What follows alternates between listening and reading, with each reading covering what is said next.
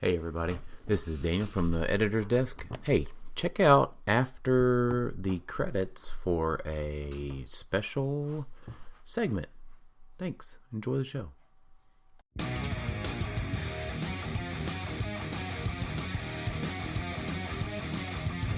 Welcome to Clixed Off, brought to you by Lucky Dice Cafe out of Huntsville, Alabama.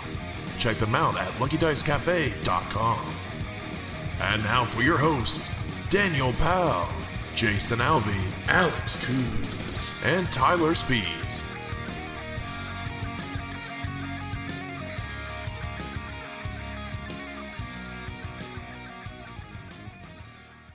Hey everybody, welcome to Clixed Off today. This is your host Daniel Powell speaking. Just want to let everybody know Clixed Off is brought to you by TrollandToad.com, the world's largest HeroClix retailer. Find HeroClix new and old on TrollandToad.com and use coupon code CLIXEDOFF for 5% off your order. Merchant and pre-order items do not apply. If you like what you're hearing today on Clixed Off, check us out patreon.com/ClixedOff. $1 and above gets you entered into our monthly giveaways. $5 and above gets entered into our Discord server for exclusive HeroClix strategy and tactics discussions. And joining me today is Jason. Saw Spider-Man today, Alvy. Oh man, it was so good. Hey, we're still too early for any spoilers, so... Yeah, so good though. Go watch it. Can't talk about it yet, but it is really, really good.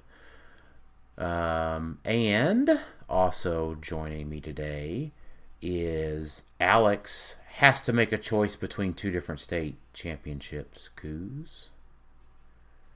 Yep, there's a lot of possibilities of where I could go, man. Oh, the places I could see. And as the pre-show, Alex, Jason, and I are giving you we're avoiding your competition. I think. You're what? Avoiding you. Avoiding you. Avoiding you. Oh, avoiding. Gotcha. Yeah, we don't want none. Yeah, good. We don't want none. So good. I'm up to 3 out of 9 Masters of Evil. So yes. Yeah. You should. Well, Dan, you've got all of them, but right. To me, this is good. Yeah. To have this much so early. Don't forget, you need 2 Dark Phoenixes. I have 0. So right. Good start. Good start. And lastly, our guest tonight, someone we're super excited to have on, is Clay, the man, the myth, the legend, the creator of HCUNITS.net, the absolute best HeroClix team building website ever. Woods. Hi, this is a huge honor. I've listened to the show so many times. You guys got me through the pandemic. I am so excited to be here. I can't tell you what a wonderful honor this is. Very, very, very looking forward to this. Yeah, no, we're excited to have you on, and we all love your site. So, oh man. Well, thank you. I really appreciate that. You're too kind. No, yeah, first time I saw it, I had to pick my jaw up off the floor. I was like, "This is so great." Yeah, yeah, no, I love it. Yeah, it's really great. Yes, I'm so thrilled with it. It's what I've been wanting for such a long time, and it's like I don't have any time to do anything remotely like this. I wish someone would. And next thing I know, the website's out, and I'm like, sweet. It's like, man, I've been saying that same thing for years. And there's just I think the biggest bar has just been getting the unit data itself, because the game has such a history to it, and without the units, all the other stuff doesn't make sense, and that's just that alone took a long time. But once you get that, I think everything else kind of has flowed. Now, do you? Pardon my ignorance. Do you have anything to do with the HC Maps site, or is that somebody else? Oh, that was my first attempt at giving to the community a little bit. I guess that also kind of got me started on some of the technologies like JavaScript and HTML and CSS. Actually, just hosting a site. But that was a very simplified design compared to what has gone into HC units. So you thanked us for helping you get through the pandemic. We absolutely have to thank you, because HC Maps, I feel like, helped immensely with like online games during the pandemic, trying to get all these maps out there.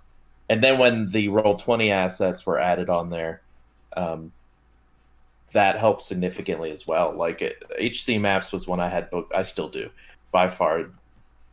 Heavily utilized HeroClix bookmark that I have on my desktop, because it's just easier to see those maps.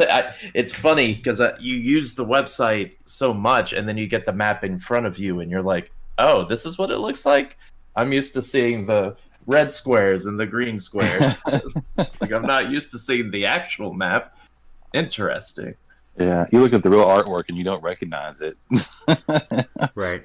Even though you've used it online, 50 times or something. Like, it's been so cool to see how it's taken off. I mean, I just developed that honestly for myself. I wanted to be able to see all the maps really easily without having to dig through all the boxes, and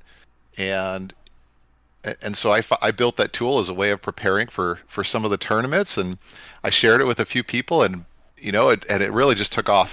I also have to give huge shout out to Brian Dormeyer. He stepped in a few years ago and has helped with that site. Mm-hmm. He overhauled the UI. He's been adding maps, and he really has been pushing it for use within the online scene. So huge credit to him.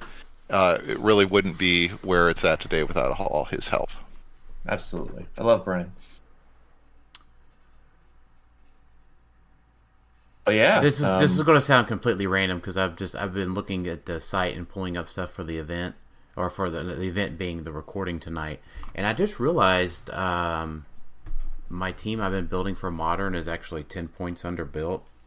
The one we've been practicing, Jason, is 10 points underbuilt. Are you kidding me? No, so I have 10 more points to do something else with. Oh, wow. Oh, no. Well, I had the lot of equipment for 10 points.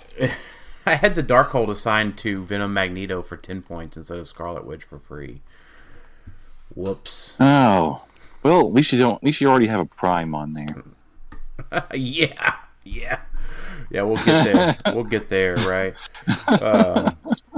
But no, we did have a few questions. I mean, Clay, obviously, we love it, right? I mean, thank you for taking a UI class, or at some point, right, understanding UI and understanding how to make a pleasing to the eye unit section, or a website in general. Oh man, you're giving me a giggle right now, because of all my talents, I feel like user interface is not one of them. I feel, I guess I think the bar is a little low for us poor HeroClix fans, so I benefit from that. But visual design is definitely not my forte. But I'm glad that you like it. I've tried as hard as I can to make it that it's something that's usable on desktop and mobile, and I really wanted it to be a web app so that it is usable on all these different platforms, and you don't have to. It's not tied to iOS or Android or any particular platform, and I'm glad that it's managed to come together as well as it has. But definitely, anything that people want to provide tips on how to improve the UI, I am more than open to it, because that's, like I said, definitely not my forte. It's as a data nut, just seeing your power distribution. I know that's something you added fairly recently. For per set, if you're looking at each set, just seeing how all the powers are distributed, how many people actually have mind control, or how many people in the set have smoke cloud as the starting power is incredibly interesting. Yeah, I was really excited to get that too. And it's the cool thing about getting all this data is you can finally dig into stats like that. And I started, I remember all of the great sealed primers that the folks on HC Realms would do. And honestly, that's where I got the idea, because they would break it down by like, oh, there's only three characters in this whole set that have leadership. So if you pull one, you make sure you use it. And I remember when we were preparing for Team Worlds last year, I broke down a couple cases and did the same thing, but it was all up by hand using spreadsheets. And honestly, it was a really big pain in the butt. So now the fact that we can just do it automatically as soon as these sets come out is just awesome. Yeah, so Alex deals with data, and I deal with data too for a living. I'm excited to know that the way you've put together your back end, without ever seeing how the back end works, I know that you've put together your back end in such a way that all of that data is there at your fingertips, basically a click of the button, or the writing of a query, I should say, and that's super nerding out about something like that. Yeah, I benefit greatly from open source. I had never even heard of this back end framework for I guess a back-end infrastructure, and it's called Django. It's Python, and oh boy, did it make this so much easier than I would have ever imagined. It abstracts away all the hard database stuff, and you're right. It allows me to make changes with such great velocity, so much faster than I think I had anticipated when I started this project. So big kudos to whoever works on Django. It's an awesome tool. How long did you have to work on this to get it up and running? Yeah, I started around Christmas break of late last year.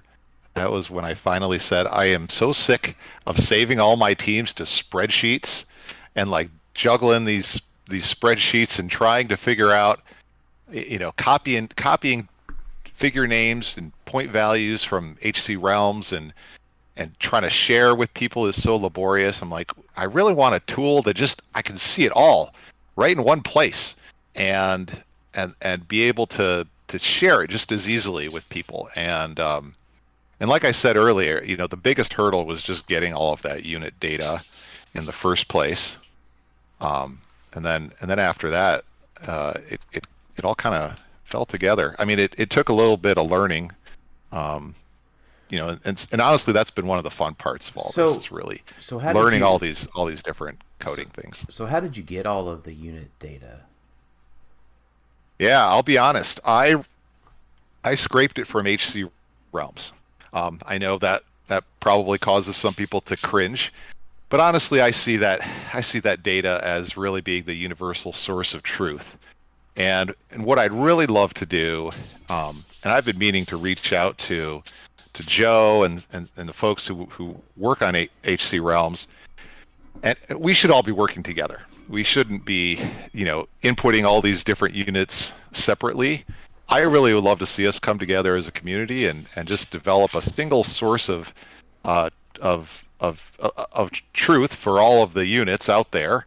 So, because the funny part about scraping all that data is I also ended up validating a lot of it. You find all the little bugs, misspelling of unit names and problems with, click powers and point values, and I've really tried to clean it up and fix it up as I've gone along. And all of that data is sitting in a GitHub repository. It's totally open sourced, and I think one of the questions I saw on the podcast chat was, is there an API? Yes, totally.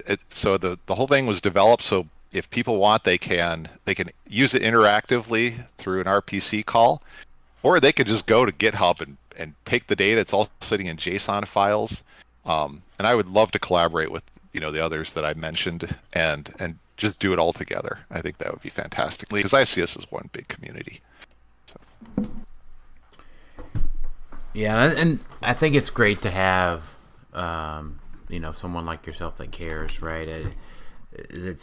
unfortunately, like, Tony's almost been like abandoned realms lately. From what I've seen, he's checked back in a few things, but he used to post all the time, and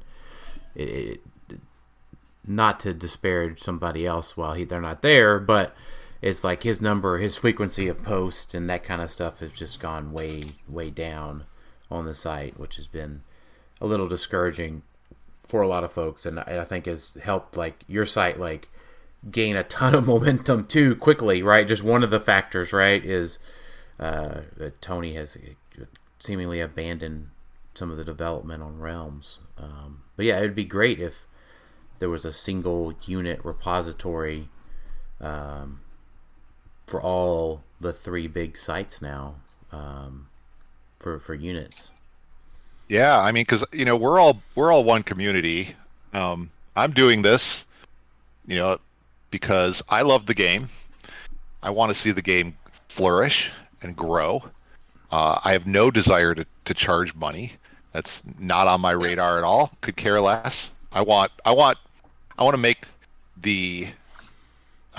it as easy to play the game as possible, as accessible for new players as possible, and that's been a lot of the mentality that's gone into this. And of course, like, I want to build something that I myself love to use too. I'm glad you mentioned Tony. He actually reached out really early. I'm not sure how he found me, but I'm glad he did. And we exchanged a number of emails, and he seems like a really great guy. I've actually never met him. Yeah, I think he's got other stuff going on. He's really excited about a number of other strategy games right now, and that's cool. So if something changes and we find a way to collaborate further, that'd be wonderful. Because I think there's still a lot of value. There's still a lot of things that the Realms does that I honestly don't have a lot of interest in doing, like great forums, a lot of the social elements of the site. I don't want to do any content moderation, to be honest. That sounds like what? Why not? Yeah. Shocker. Yeah, running a Facebook group is hard enough. Yeah. Sometimes.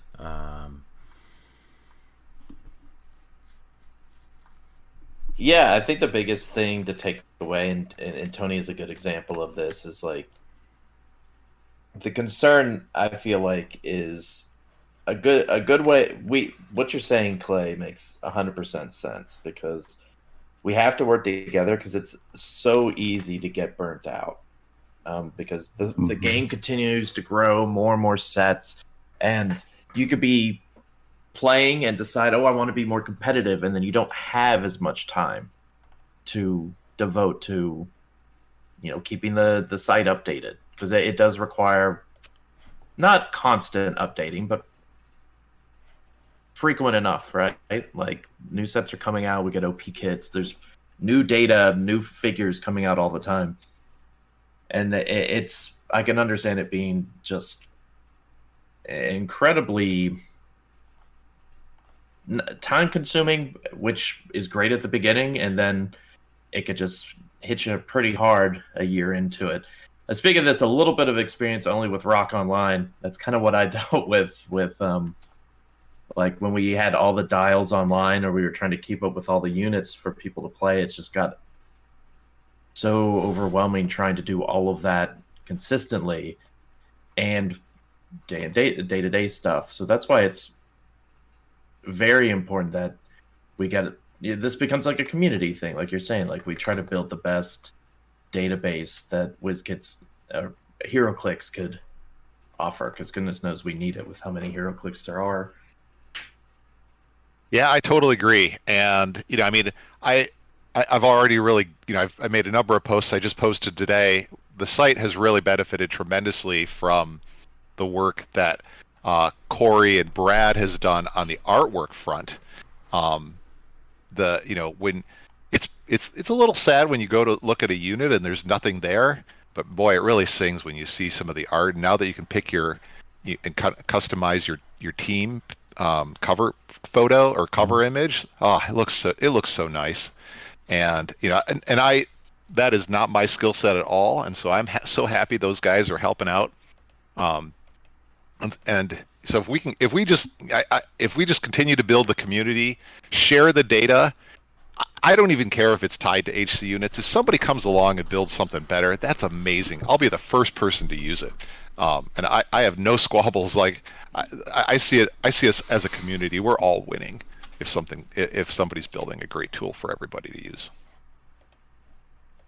I just realized I could change. I'm just kind of learning the more of the site here as like we're talking, and man, I'm super excited. I just I just learned how to change the cover photo on my team. Oh man, yeah. When I saw I could print, it would automatically print my build sheet and fill it out. I was like, oh man, like I'm in love. Yes, that was huge. And oh my god, yeah. the site that was shut down early this year, he had managed to do that, and it was great. And man, I was certainly glad to see you do that. Yeah, I mean, like I said, rule number one is build stuff that I'm going to use myself. And I had a tournament that week. I'm like, I could spend half a day figuring out how to do this, or I could spend an hour typing it all into a new doc. I'm like, which one makes more sense to do? So I was thrilled when I got that working. Right. So I actually haven't clicked that button yet. It's beautiful. Well,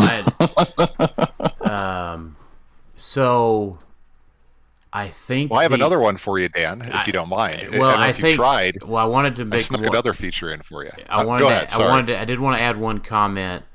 Was your line 4 that says HCUNITS ID and the team name? You might want to have an option for us to I guess I could delete it from here on Excel manually, but for folks that don't have access to Excel, for nationals, they'll make us scratch that out. Oh, will they? All right. Yeah. So I'm trying to remember the gentleman's name, and I feel bad I don't remember his name. That had the other Cerebro. I don't know if you remember Cerebro or not. I do. Yep. And because it had printed from Cerebro or whatever, and I took that as my build sheet to nationals last year, and they approved it, but they made me scratch it out. And weird.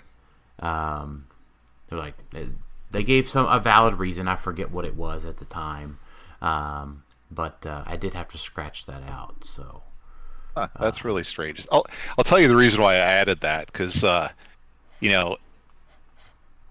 it's very hard to connect the dots when I put together these tournament pages on who's playing what team. And so if I have an identifier in there, I can just load it up and find that team build much easier, so that I don't have to go and manually do it myself. So, but maybe I need to add an option to remove it. I'm still trying to find a way to get people to use it and actually share their teams, because I think it's a little too easy to hide your teams and not share them. It actually brings, one of the things I wanted to say is how much you guys have been an inspiration to this site. And Daniel, I think I mentioned this to you earlier, but I love your philosophy of sharing information, and so having a tool where we can effectively share teams with each other, post them online, iterate with one another. That's been, you guys inspired me to do that, because I give you guys so much credit for actually publicly talking about the teams that you play just before you do them. I know that's a really hard thing to do, and you're giving up some competitive advantage in doing so. But you really, the community benefits tremendously from from that transparency that you guys are providing. So I just want to say thank you. Oh no, you're welcome. That's been my philosophy, with the podcast since the day I started with it. So starting to play HeroClix during the War of Light era was very hard in hindsight. Lots of things were obscured at that time, but thank you for that, Clay. That's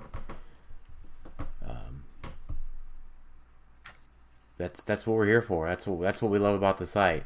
Now I'm looking at my team that I'm playing with, and it's still currently listed as unlisted because I realize I'm not done with it because I still have 10 points to do something with now. So let me look through the questions here. So are you going to Nationals? Are you coming to Gen Con, Clay? I am still on the fence about Gen Con. I'll be honest. Gen Con was not my favorite convention to go to. I really liked Origins a lot. Sure.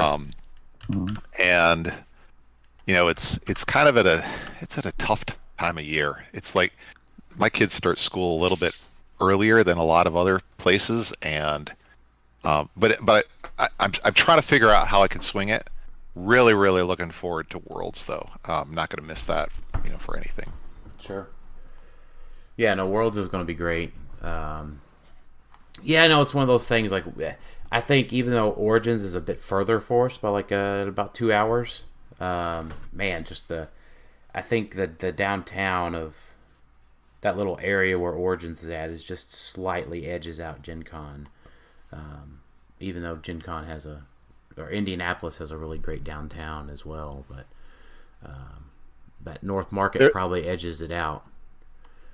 They're both great. Yeah, I really like they just have so much more space, so much more food options in the Columbus area. And honestly, I'm telling you the truth. I'm a Wolverine, so if I'm saying positive things about Columbus, it's got to be true, and it pains me to say so. But. Is that a hockey reference or like a Michigan? It's a Michigan reference, I think, isn't it? Yeah, it is. Yeah. I went to University of Michigan, and the big rivalry is with OSU.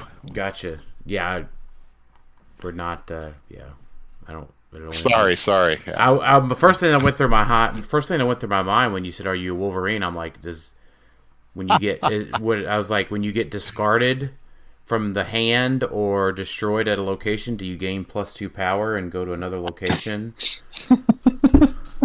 Oh yeah, that's funny. I didn't even think about that, and I don't know why I didn't. Yeah. Has WizKids made a million of you, and there's just sometimes you're meta, sometimes you're hot garbage, but you always charge flurry. Yeah. And blades. Yep. Blades. Yep. Sometimes exploit. Yeah. Yeah, that's a valid one. I do think I did mention this earlier this year. I do think that the Wolverine design has finally coalesced into something that resembles what Wolverine should actually be. And laying in bed looking at a photo. No, for the meme one. What you're talking about? No, I think it came about with the 2020 set, the Fantastic Four one, and I would say I didn't quite understand that at that point, right? It's just the don't die aspect, I think. So that one's really hard to convey, right? Like they do the regen is free, but that doesn't. He could still be KO'd. Right, like Wolverine should be extremely, extremely hard to KO, and he should be constantly moving. And I think they really got that design captured really well. Now that you're mentioning it, I would argue Wolverine is not hard to KO because I feel like he dies, quote unquote, dies a lot. And he just regens back, like he's turned into like a skeleton, and he just comes back, and he's like, "Oh, yeah, that makes sense, right?" But he's not out from the fight, right? Like he's sort of easy to incapacitate, but then he comes back. Right? Yeah, Yeah. every time. So, but I think, it makes sense, right? The ones where he's KO'd, except for when he's not KO'd, except for when all of his teammates are gone. That makes sense because Wolverine would probably just sadly kind of walk off the battlefield. Like, okay. Maybe he should just like gain immune and for like 2 turns and then come back on a click or something. Ooh. No, yeah, then you'd have to add like can't be masterminded too, but yeah. Well, yeah, I'm just saying. It's an idea. Yeah. I like that immune. Clay, that's the kind of Wolverines we know about. Yeah, I they tell you to know your audience, and I think I lost sight of that for a second. That's okay. I was with you, Clay. I know where you. Yeah, me too. I did not at all. No, not even close. No, not even close. So, all right. Well, let's see. What other questions did we get about the? Let's see. Jack and Jesse and V616. He answered his question, and McConnell's question I think is a good one. What do you see as the future of HCUNITS? Yeah. Sorry, were you gonna say something? No. I was like, so where do you see it in like a year, right? Yeah, there's a few things that I'm really excited about. And I give a huge credit to Brad because I think he inspired me on this. But I really want to flesh out the functionality around tournaments.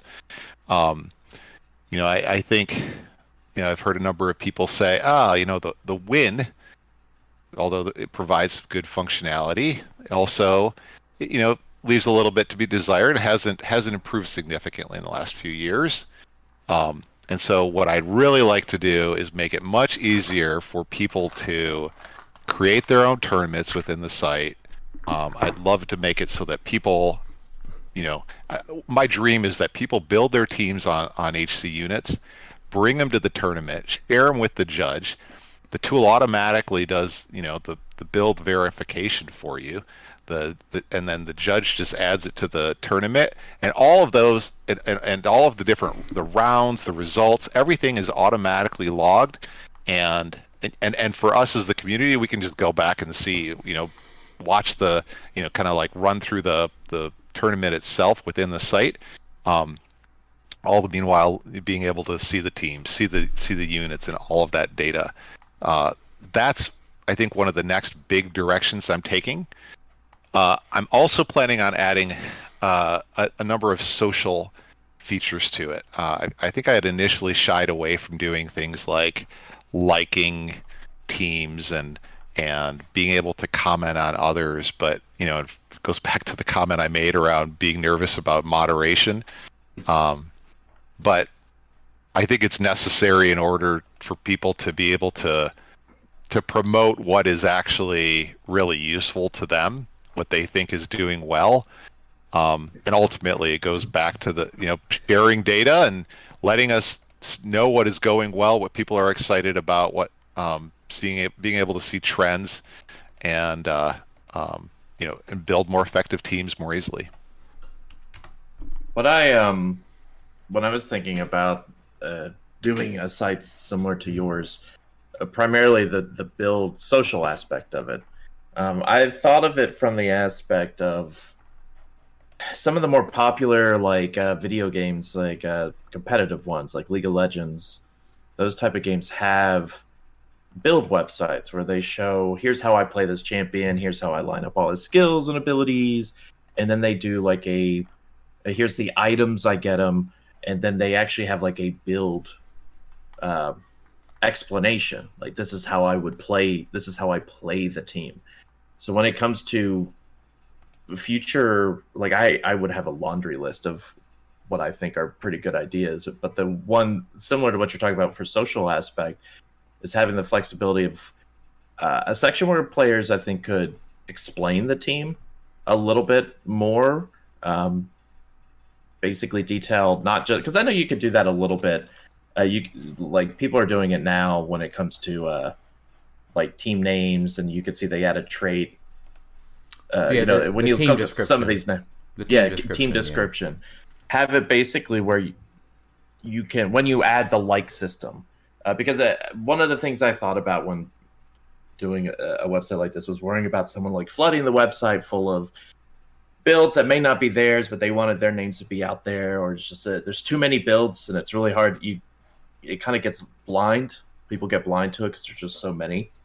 Yeah. And so that's where, like you're talking about, a like system or a system of, oh, well, this is a good build. It should be top rated, right? You see that on a lot of websites, toply rated ones. And I think that's where I put that to an effort level. How you separate Joe Schmo, John Smith from copying Daniel Powell's team who just won and being the first one. Dan's won the tournament. He sees it. He runs to HCUNITS, puts it up, and he's like, I'm going to, maybe I'm going to be a top-rated guy. Is also, that's where you add in the notes, the description of where the person who built the team is going to be able to describe how the team works the most. And so those who put the most effort and time into this, instead of just blindly putting 4 apocalypses on a team, the ones who build out the team and then is able to describe it, to kind of put it out there. And I don't know if this is functionality down the road that could work with also HC maps, since they kind of, you have probably flexibility of both, where you could actually show, okay, here's the team, here's a typical starting position I might do.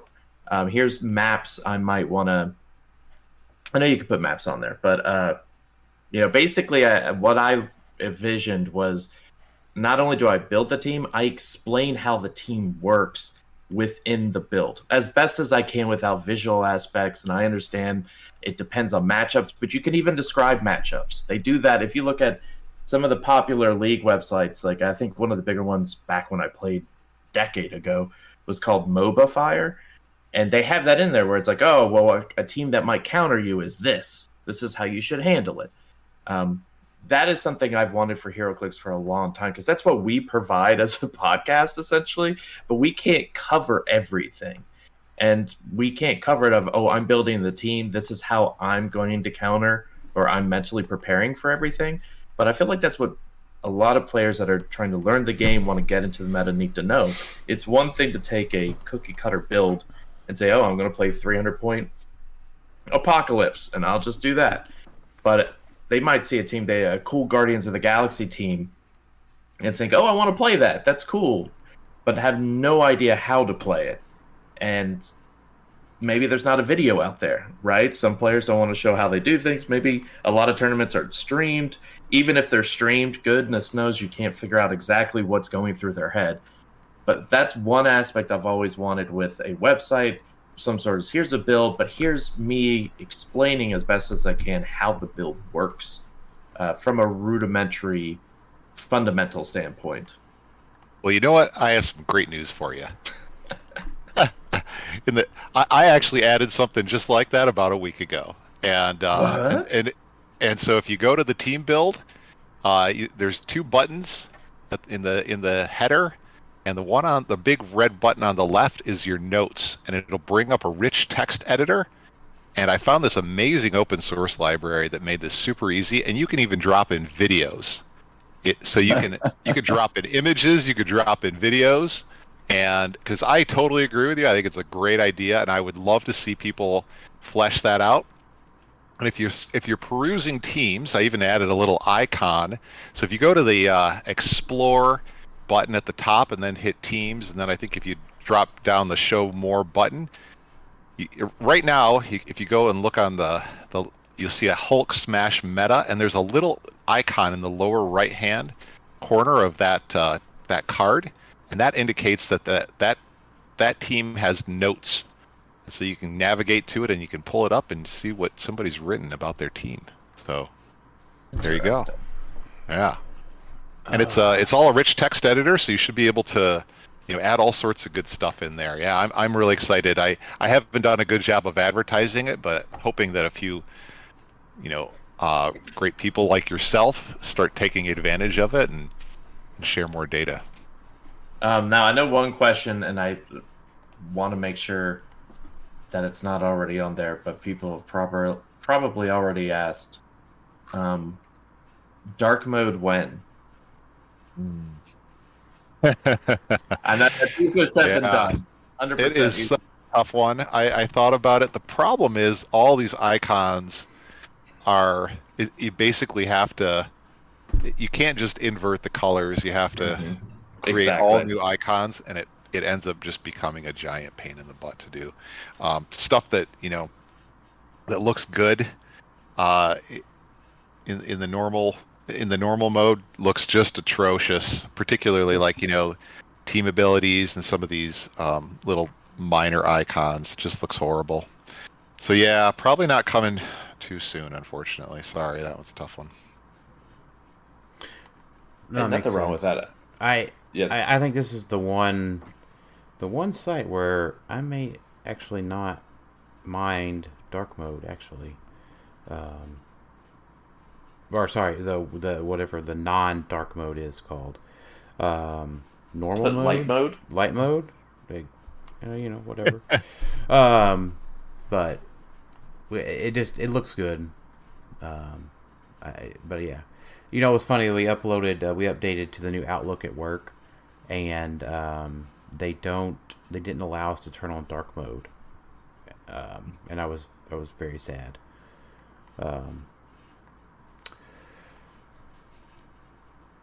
So all right, I do like the notes. I'm not Clay. I know you're doing the bulk of the talking today. And that's because I'm sitting here relearning everything that I knew about HCUNITS and learning to use it better. I'm super duper excited, actually. So well, let's flip it around. I have a question for all of you guys. Maybe I think Alex, you just answered it, but I'm curious to hear from the others. What are the features that you'd like to see the most? Because I think best ideas that I've had have actually come from other people, and I love getting feedback.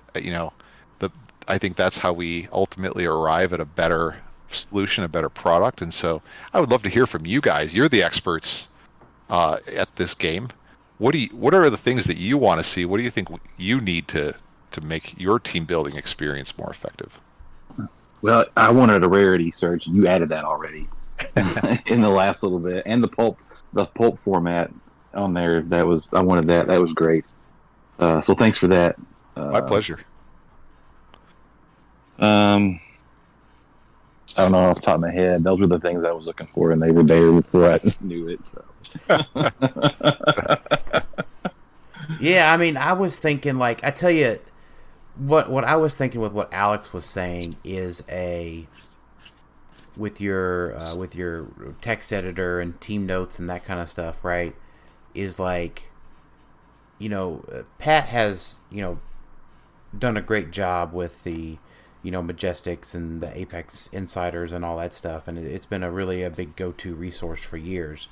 Agreed. And but I think if you have some sort of crowd-sourced function with some sort of voting or something like that, if you have a crowd-sourced article writing almost with these team builds, that's pretty neat, right?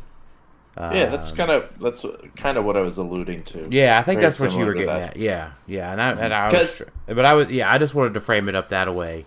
The way I saw it.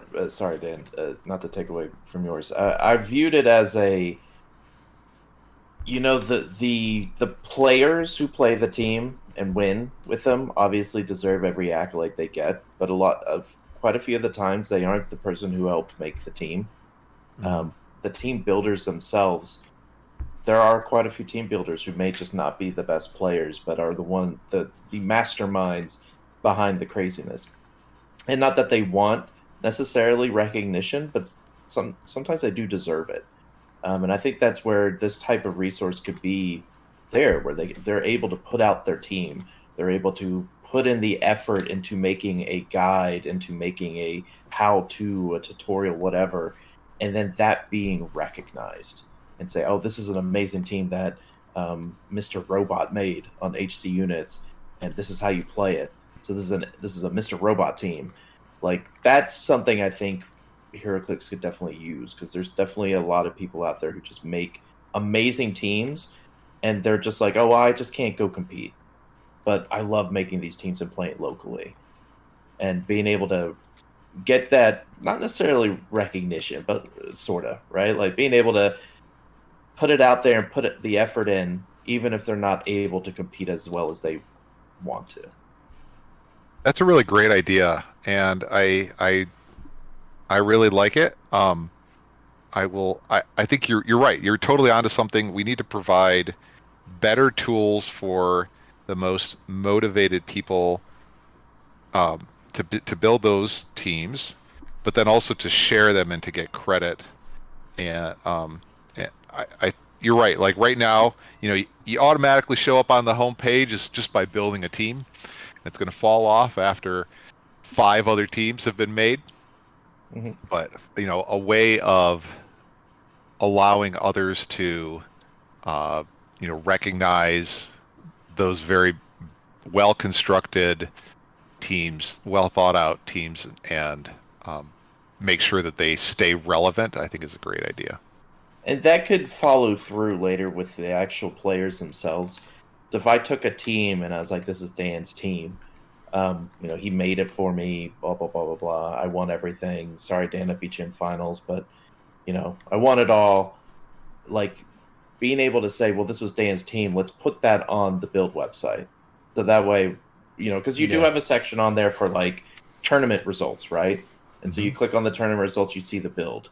So being able to say, okay, this, Alex won this tournament with this, and he acknowledges this was Dan's team. Like, this was a Dan type build. So that way it's like, hey, everyone kind of gets a piece of the pie that,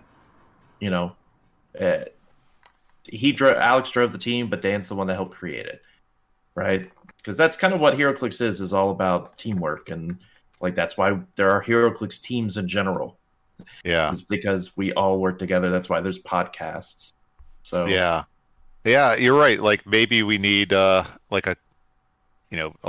collaborators for a team, not just have teams correspond to a single owner. I think that's a good insight.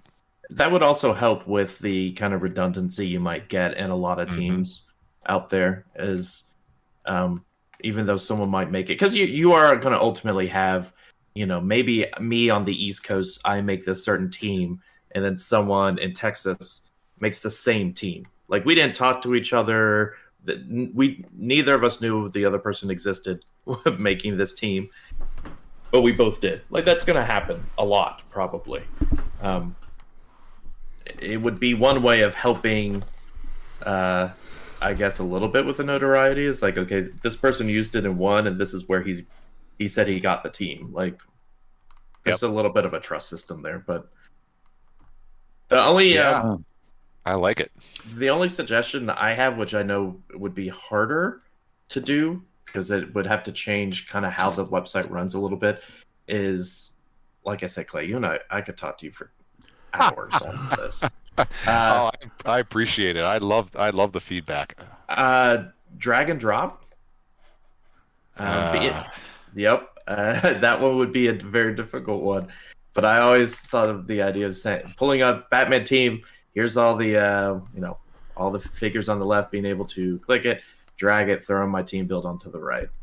So simple. It's a UI thing more than anything.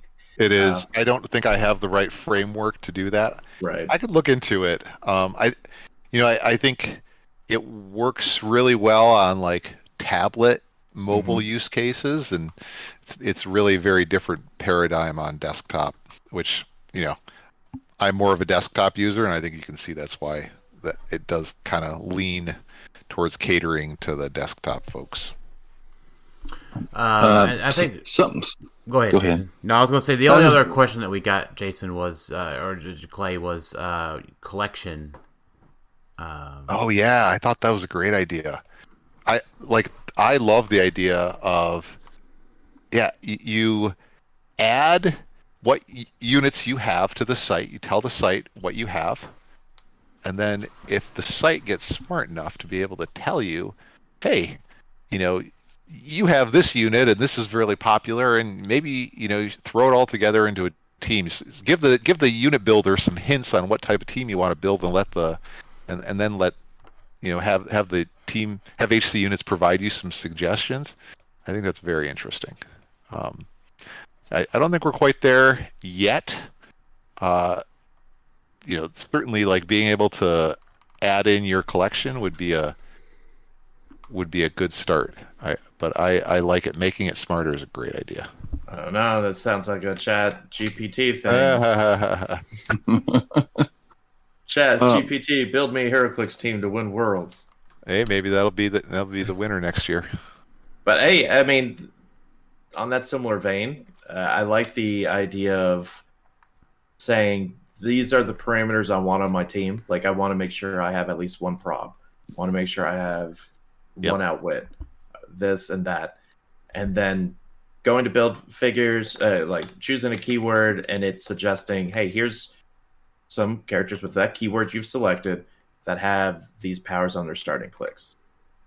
Instead of having to go through every set for every keyword and trying to figure out, okay, is it this one? Is it that one? Who's even? Oh, I forgot that this guy has perplex because it's built into a special power, right? So all of these I'm thinking are obviously like way down the line type of things, but that's kind of like what you were talking about with the not AI exactly, but tool assisted team building. Yeah. I think it'd be very interesting. Yeah, maybe we could start by adding a chart like we do with the sets themselves that kind of show power distribution. We could probably do that for teams as well. That would answer like your question around, do I have prob, do I have outwit, etc. Yeah. All right. So, real quick, I wanted to touch on the Spider-Man play-at-home kit. Special the Spider-Man one? The Avengers 60. And because we forgot to mention this on our set review. Did we? I thought we talked about them. Did we? I don't know. Well, then maybe it just bears repeating that, oh my gosh, OMG, the terrain markers are giving you standard powers for 0 points. Okay, no, we talked about the figures in the play-at-home kits. We did not talk about what came in the play-at-home kit. Yeah, because that's another thing that that's always a pain that needs to probably be at. There you go, Clay. Another suggestion is one of the hardest things right now. If you're a new HeroClix player, even if you're a seasoned HeroClix player, trying to figure out where the hell all this non-standard terrain comes from and what exists out there is incredibly difficult. Like us talking about this, I have no clue what's in the play-at-home kits because I'd have to go look at a Scott Porter video, and he didn't even open all of it. He didn't like pop them all out. So I have to go find, did someone open it and put it up somewhere? I was trying to figure out where the 2x2 blocking came from. We couldn't remember if it was the Peter or the Miles play-at-home kit, right? I finally went up on the WizKids website, and they had a picture broke down of what came in it, and that's how I found it on their shopping site. Shopping site now. Yeah, as it didn't tell you anywhere where it came from. Yeah, that's a good idea. I think when I busted it out, when I initially got the Spider-Man stuff, I think I actually had to go and put it all in a spreadsheet just to keep track of where it came from for that very reason. I find it really disappointing that they didn't put unit, like collector numbers on that stuff. I don't know why they haven't. Everything else they're so good at assigning, a collector code to, but for some reason they didn't do it with that. I'm curious to hear or to see where we are a year from now, because if they put it out at the same rate, we're going to be swimming in it. Right. I mean, they've got to be running out of ideas with it, right? Like, there's only so much you could do with four terrain types, 3 terrain type, 4, and different sizes. Like eventually, mathematically, you're going to run out of things outside of adding, like you said, the special powers. But yeah. So, Dan, do you have listed what? Well, you know what? I I was looking and I was like, well, I was thinking Clay probably doesn't have his in hand yet because it's not on. I don't, unfortunately. Yeah, and I realized that my factory set is downstairs, which is not in my hands. Do we need to give it? We can talk about well, other stuff. You run downstairs. No, it might be our only shot. No, I was thinking it is in realms. There's the one that the heart-shaped herb, right? That's the one where you just heal, power action heal if you're on top of it or adjacent to it. And then there's another one. I think it's the chain link fence that just gives you energy shield deflection by being on top of it. Okay. See, like, I had no clue these existed. I think I knew the healing one because that was previewed somewhere. Yeah, you know what? That was the Scott Porter video. Yep. It was. Yeah. So I tell you not what. the electric fence.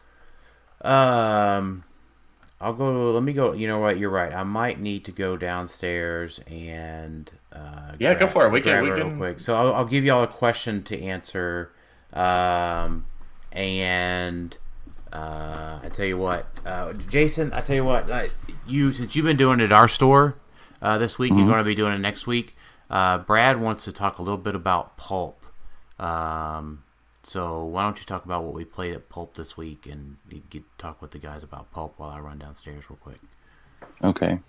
Yeah, so we decided to have a Pulp event at the local store this week. We had a returning player that hasn't been around since the pandemic, and he had messaged me and wanted to get back into the rules, and I wanted to kind of keep it simple, so that's what we decided to do, and that's something that was achievable for him to build a team with what he had. Was this pre or was this before they got rid of Molly or after? This is post that, so there was no. It was after the clarification article had come out. So me and Dan and Zach and then our returning player, we were 4 of us there playing.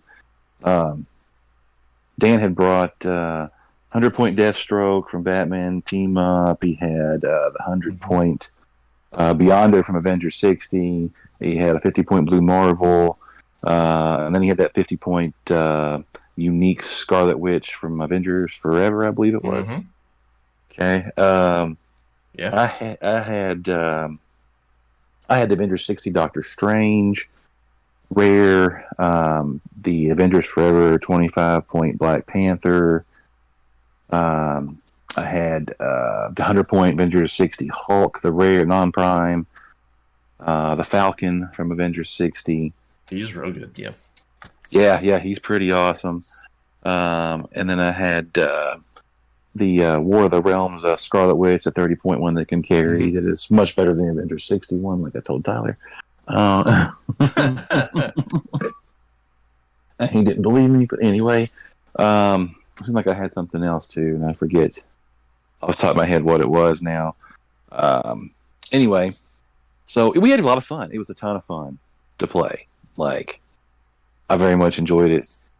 I got a lot of people. I got people that's kind of lapsed playing locally, and I told them about what it is, and they're really gung ho about it right now because a lot of the problem was it's really expensive to keep up with, Yeah. And a lot of them they're just kind of tired of all the other bullshit that comes with modern, right? Tarot cards, equipment, blah blah blah blah blah. All that kind of stuff. So this is just kind of simple, get in your face and punch each other stuff, right? So they're excited about that. So I think I've got 5-7 people coming next week, which is way more than we usually have. So it's working real good so far to get people excited about coming back and playing some, and they haven't played in quite some time. Clay, has your area or you guys taken a look at Pulp, embraced it. I don't know what Pat has planned We to do haven't, with it. although I'm not necessarily the best person to ask at the moment. I keep joking with folks. I feel like I spend all my time thinking about HeroClix and none of my time playing it, at least in the last 6 months. But I'm really excited about Pulp. I think it's a great format. I have some kids. They're like 13, 11, and 9, and they love playing HeroClix with me. And so I look at it. I often look at the game through their eyes, and I think Pulp is such an amazing format for them because all of the extra stuff is so intimidating. And so talk about like making the game more accessible to new players. You brought up the idea of returning players. I think that's totally spot on. There's a whole bunch of people coming out of the pandemic that are interested in playing again, and a format that allows more people to explore the game, to kind of pick up where they left off without having to go all the way in. Is a great idea. It's just accessible for people. Totally. I mean, we know how expensive like the modern age meta is like right now, like $400 Carnage Silver Surfers and all this stuff, and like you can just the stuff you can play with in Pulp. It's stuff that people are leaving on the tables at battle royals, right? Because they don't want it because there's just so much of it. And like it's great that stuff can have a purpose now. Like there's so many things you never would have gave a second look at playing probably, and now you can look like, I could use this or do this, and I don't know. I just think it's really exciting.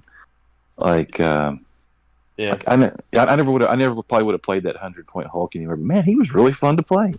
Like I mean, I probably never would have played Beyonder or even Deathstroke. Because Deathstroke's kind of fringe and modern, but I mean he's super good in Pulp. Yeah, and all the credit, like what Chris is trying to do with Chris Cottrell with Popper, it was very similar concept, just not with the rares, which was always my biggest, I guess, critique of it, like. Yeah, I think so. Yeah, I think the rares brought back a little bit more of the power and the strategy to it a little bit more. And not that Popper didn't, but it added that little extra layer of complexity, which is nice. Yeah, and taking away the team up cards and like Molecule Man, that was like spot on thing to do. In my opinion, they did a good job choosing to do that. Yeah, I'm super pumped for Pulp. I hope it becomes a pop. I mean, it already sounds like it's being well received, like from the community. Yeah, like a lot of people seem excited about it. They're already doing a tournament at Nationals, so I'm hoping there's more tournaments, a bigger tournament at Worlds or something, just to kind of drive more people, because the game is significantly complicated. And like just trying to explain the game to a new person, you probably like even if you're like sitting at a con, right? Like how to reach out to new players, trying to introduce new people to the game of HeroClix is pretty insane, especially if they want to play competitively. Like if they don't want to just take the game home and just play on their kitchen table, they want to be able to I want to be able to go out and play this at my local. It's like, well, yeah, like rough. Yeah, like it's so much more accessible for people, especially if they don't know how deep they want to get into it. Like, or even if they just don't have the money to keep up with it. Like, it's just, I mean, like the most expensive Pulp team can't be that expensive, right? No, I mean, it's going to be the maps. It's going to be the maps that probably define some of the cost with it. But even so, you're looking at more than, golly, I'm going to say the upper end of a Pulp team's $100. If it's even that much, like. And what's your modern team running, like dollar wise? What do you think? Well, depending on the cost of Carnage Surfers, right? Well, I mean, if ballparking. I mean, if you use the current completed cost, you're looking at Don't forget that 10 points. yeah. So without that last 10 points, you're probably. I'm almost at $2,000. Yeah. Now somebody comes in and they're interested in getting a competitive play, and you tell them that they these teams are like $2,000 floating around here. That turns people off.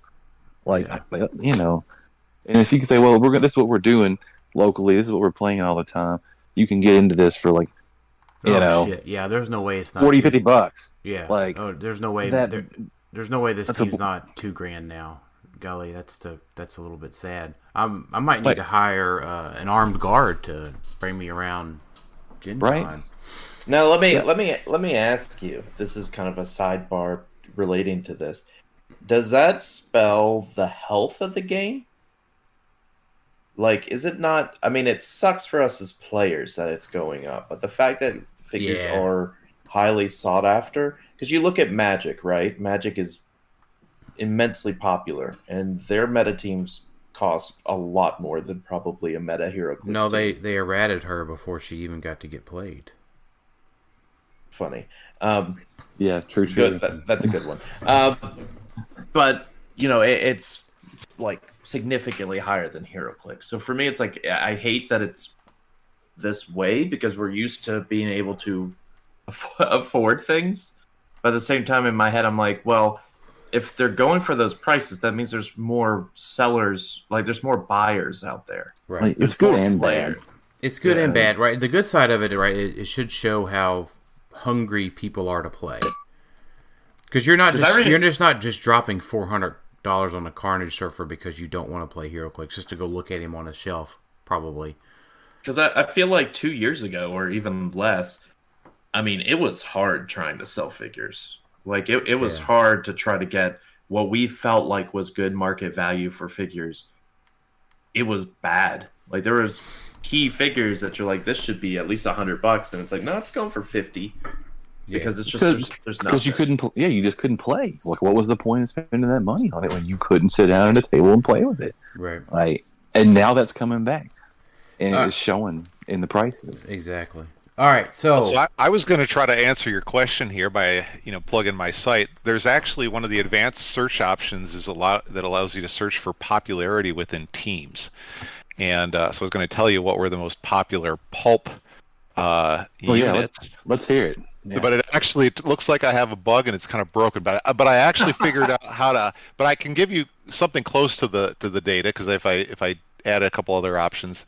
Wait! Before you do, can we Sure. each give one guess? I want each per. That sounds fun. Let's do it. Clay, have you looked at it yet? Like, are you able to give a guess? I am not. I'm going to have to be the judge on this one. Okay. I already know the answer. Oh, it's got to be Molecule Man.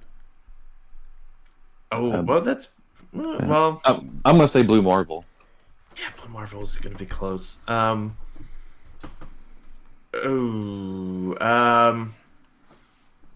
Shoot, who am I blanking on now? That would probably go on like every team. Oh man, I presented this question and did not realize I don't have my own answer. I'd probably go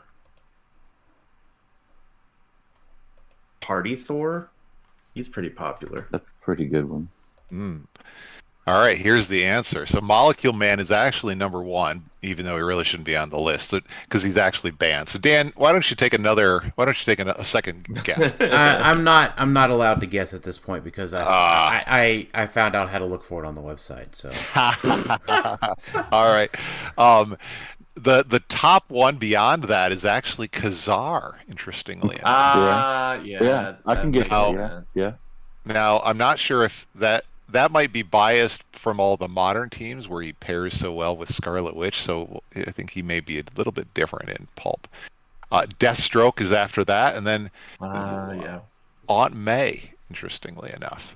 Okay. And then we got Blue Marvel, Teen Lantern, Manifold, Manifold's a good piece. Wanda Maximoff. Yeah. That 19 defend. That's a pretty tough nut to crack in with all the in the pulp format. We got the brain. I thought that was a very interesting one. Yeah. Yep. The piece we're trying to get Tyler to play in Modern. Yeah. And then Doctor Strange from Avengers Forever with the self TK. Yeah, because that got one. better. That got better. Yeah, People forget he changed with the new rules because he can now TK himself out and then TK somebody. Yeah. It looks like people are really excited about the new Falcon. Yeah, because he's going to be a staple, I think. Yeah, because if you're not building theme, he's better than Kazar. It's just Kazar allows you to move, and then people get to move. Falcon's better because you go further. Yep. But people are still stuck on theme. Well, so if Falcon has to carry somebody he shares a keyboard with, or do his move thingy. Sure. Right. Yeah, and he's not going to work too well with Scarlet Witch because you don't want to have her pop her rune right next to him after he moves her. Well, typically you're still angling her afterwards. I thought that she'll get placed right next to him. So she will, but then she can angle after that. She can angle after that. Well, I see. Not in pulp. Yeah. Not in pulp, obviously. Well, Scarlet Witch is not existing in pulp, but yeah. Yeah. Yeah, so, that's a good point. All right. Yeah. I have my Avengers 60 play-at-home kit. Okay. And so I don't know which one comes in which kit because it was just disappointment. It was all together in a baggie in the factory set. So, and for those wondering, I bought one of the folks that won an Avengers factory set, Avengers 60 factory set. So, so the effect terrain is unique in the rulebook. Brad Broyles brought that to my attention. So there's the heart-shaped herb bush, and characters occupying or adjacent to that terrain have power heal 1 click. Okay, and then you have the steel mesh fencing, which is characters in this terrain squares can use ESD, energy shield deflection. So that's cool. Just free. You get a power plus 2 defense, right? Now you have to move that terrain around or move your characters, so you have to do a little bit of work, but Venom Mags moves it for free. I think what's interesting, sorry Dan, I think what's interesting is that it's also still hindering too. So you get the hindering bonus as well as the ESD. Yeah, because it's a 2x2 hindering, and I should have, and so is the heart-shaped herb bush is a 2x2 hindering. Real quick, it looks like the fencing is from Captain America's. Okay. Yeah. Okay. Yeah, and so these come with cards. These are on cards, and you use the corresponding terrain marker from the kit. Mm-hmm. So there's actually a piece of terrain in here that's the heart-shaped herb bush. And there's no numbers on those cards. No, not that I see. No. They're just effect terrain. Yeah, nothing on the back. But the train is named? So it's named heart-shaped bush, or so is that just the card is called the heart-shaped herb bush. Okay, so that would be the identifier, I guess. Yeah, the card enables the terrain. Okay. So you could just play this piece of terrain, right? Just like if this card didn't exist, right? This terrain would still be a piece of terrain, just how it is. The addition of playing the card with it makes it an effect terrain. And it's a what size? 2x1, and so is the fencing is also a 2x1. Oh, I'm glad they got that herb word in there on the card. I believe the herb, by the way, is Hulk. What's the last one that you have? It's the pool of lava terrain. Yes, so it's a 1x1x1 L-shaped. And this is at the end of each player's turn, deal characters friendly to that character 1 penetrating damage if they occupy this terrain. So it's a way to self-damage your characters. But you can also throw it at your opponent to make them disrupt their formation. Yeah, so I think the lava pool came with Iron Man, if I'm reading Realms correctly. I'm just looking here. I mean, there's nothing on these little pieces of cardboard that would give me any other indication. Mm-hmm. Yeah, I'm just meaning for people at home that are trying to figure out which ones. Gotcha. So yeah, just get all 3 of them. Get all 3 of them, right? That's my message here.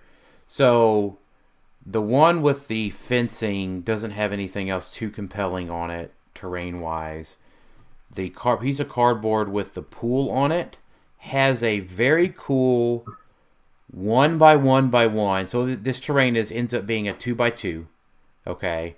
But the elevated is a 1x1x1 with in the top right corner is a square of blocking. That's really hard to visualize. So it's an audio format. Right. So the 2x2, right, is I would say it's a northwest, northeast, southeast, You're southwest. not making this better. No, I'm not. It's a square divided into 4 squares, right? And you've got 4 pieces in there, right?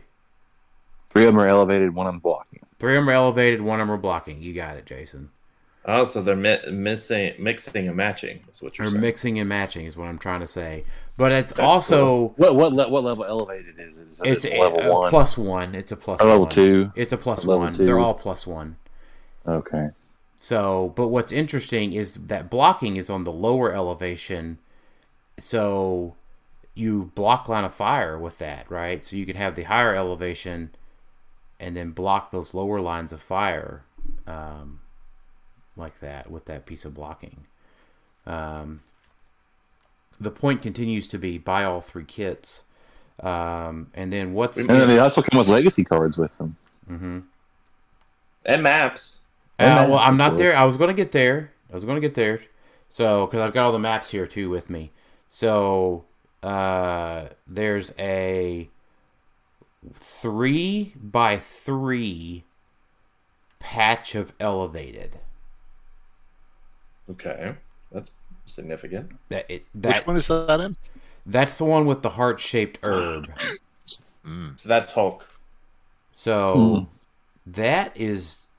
I don't know. It obviously messes up like TK lines and that kind of stuff. But that I think Alex just said it very plainly. That's a significant piece of terrain to change on a lot of maps, especially on with the smaller ones. Especially on the smaller ones, you got it. So I know that the pictures of the maps have been published out there. I think Lucas did that. But we get the smaller Ultron layer, the smaller Wakanda, and all these other maps that I'm looking at, this Council of Red Chambers, the Avengers Tower. Is the Avengers Tower a reprint too? I feel like we've had a million Avengers Towers. It feels like that one's a reprint. But all of these maps look to be super duper duper playable. Well, I guess they can't be reprints, right? Because they're smaller maps. They're the shrunk down version. There's a shrunk down version, yeah. But we did get one in Age of Ultron. I think this Avengers Tower is a reprint of one from either Avengers Assemble. Looking at it, there was one in Age of Ultron and one in AVX.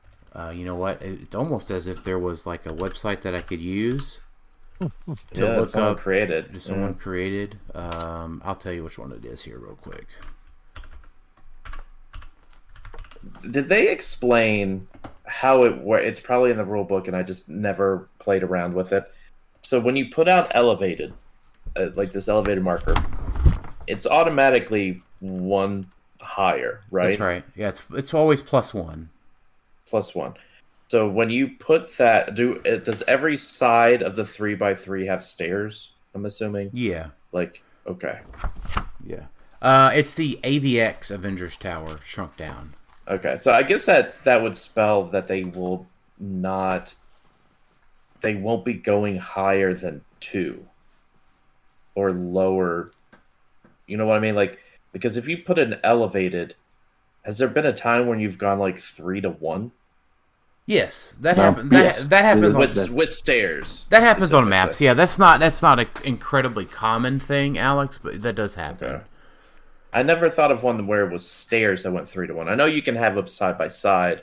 Yeah, I was thinking of a ladder of some sort. Yeah, there's been like it was that map from I think it was the street.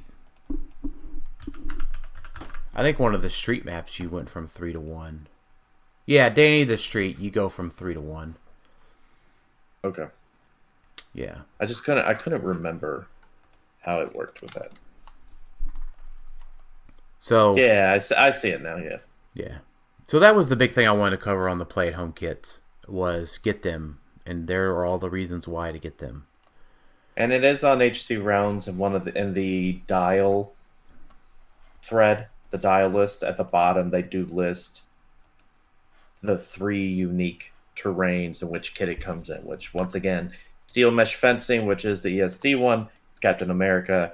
Heart-shaped herb bush is Hulk. Herb. And then Pool of Lava is Iron Man. So, and then they mentioned that for maps-wise, Hulk has Wakanda Outdoor and Avengers Tower. They all have Avengers Tower. They do indeed.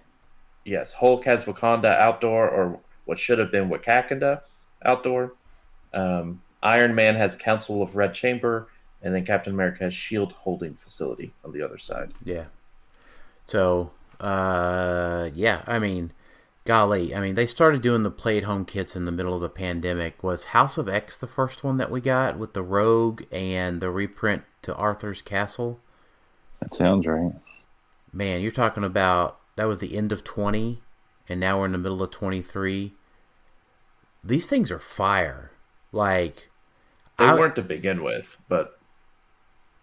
They are now. Real. They are now. Yeah, since the Spider-Man one, they are, for sure. Yeah. Well, I would say the Batman one wasn't too bad either. I mean, that had the, what was it, the meme Shaggy in it?